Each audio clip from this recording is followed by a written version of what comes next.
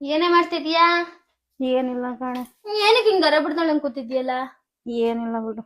ಯಾಕೆ ಇವತ್ ಭೀಮ್ನ ಒಂದೊಂದ್ಸ ಪೂಜೆ ಮಾಡಿಲ್ವಾ? ಇಲ್ಲ ಕಣೆ. ಯಾಕೆ ಅವ್ನ್ ಬರ್ಲಿಲ್ವಾ ಪೂಜೆ ಮಾಡಿಸ್ಕೊಳಕ್ಕೆ? ನಮ್ಗೆಲ್ಲ ಅದೃಷ್ಟ ಎಲ್ಲ ಐತೆ ಬಿಡ. ಯಾಕೆ ಫೋನ್ ಮಾಡಿ ಕರೀನಿಲ್ವಾ ಅವನ್ನ ನೀನು? ಕಾಲ್ ಮಾಡ್ದೆ ಕಣೆ.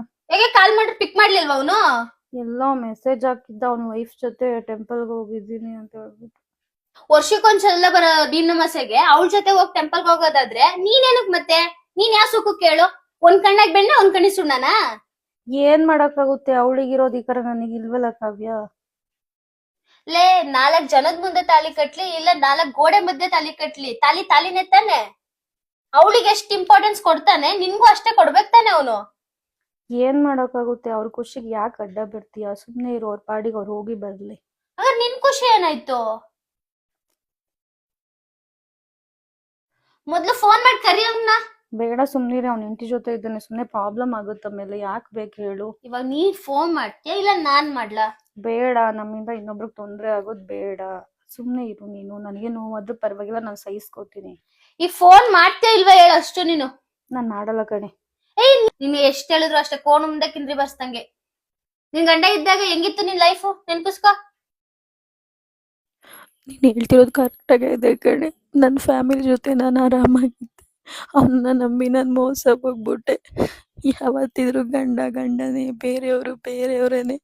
ಕಂಡವ್ರ ಗಂಡ ಯಾವತ್ತು ನನ್ನ ಗಂಡ ಆಗಲ್ಲ ಅನ್ನೋದನ್ನ ನಾನು ತಿಳ್ಕೊಬೇಕಾಗಿತ್ತು.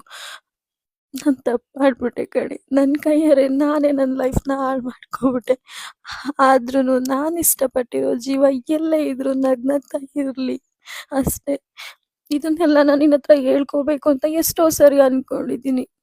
ಬಟ್ ಬೇಡ, ಸುಮ್ಮನೆ ಏನಕ್ಕೆ ಅಂತೇಳಿ ಸುಮ್ಮನೆ ಆಗ್ತೀನಿ ಕಣೆ. ಎಷ್ಟೋ ಸರಿ ಬಂದಿದ್ದೀನಿ ಕಣೆ ಇದನ್ನೆಲ್ಲ ನಿನ್ನ ಹತ್ರ ಹೇಳ್ಕೋಬೇಕು ಅಂತ. ನನ್ ಕೆಲ ಆಗ್ತಿಲ್ಲ ಕಣೆ, ತುಂಬಾ ಕಷ್ಟ ಆಗ್ತಿದೆ. ಹಾಳ್ ಮಾಡ್ಕೊಂಡ್ಬಿಟ್ಟಲ್ಲ ನಿನ್ ಜೀವನನ. ಅವನ್ಗೋಸ್ಕರ ನಿನ್ ಲೈಫ್ ಹಾಳ್ ಮಾಡ್ಕೊಂಡ್ಬಿಟ್ಟಲ್ಲ. ಅಳ್ಬೇಡ ಸುಮ್ನೆ. ಅದಕ್ಕೆ ಹೇಳೋದು ಗಂಡನೇ, ಬೇರೆಯವ್ರು ಬೇರೆಯವ್ರೆ ಅಂತ. ಯಾವತ್ತು ಕಂಡವ್ರ ಗಂಡ ನಮ್ ಗಂಡ ಆಗಕ್ ಆಗಲ್ಲ. ಇಷ್ಟೆಲ್ಲ ಅರ್ಥ ಮಾಡ್ಕೋಬೇಕಿತ್ತು ನೀನು. ಯಾವತ್ ಇವಾಗ ಅವನು ಇಂಪಾರ್ಟೆನ್ಸ್ ಕೊಟ್ಟಿದ್ದು ಹೆಂಡತಿಗೆ ಹೊರ್ತು ನಿನ್ಗಲ್ಲ. ಹೆಂಡತಿನೇ, ಬೇರೋಳ್ ಬೇರೋಳೆ. ಅದನ್ನ ಫಸ್ಟ್ ಅರ್ಥ ಮಾಡ್ಕೊಳ್ ಕಲ್ತ್ಕೊ. ನನ್ನ ಲೈಫಲ್ಲಿ ಆಗಿರೋಂಗೆ ಎಷ್ಟೋ ಜನ ಹೆಣ್ಮಕ್ಳು ಲೈಫಲ್ಲೂ ಕೂಡ ನಡೆದಿರುತ್ತೆ.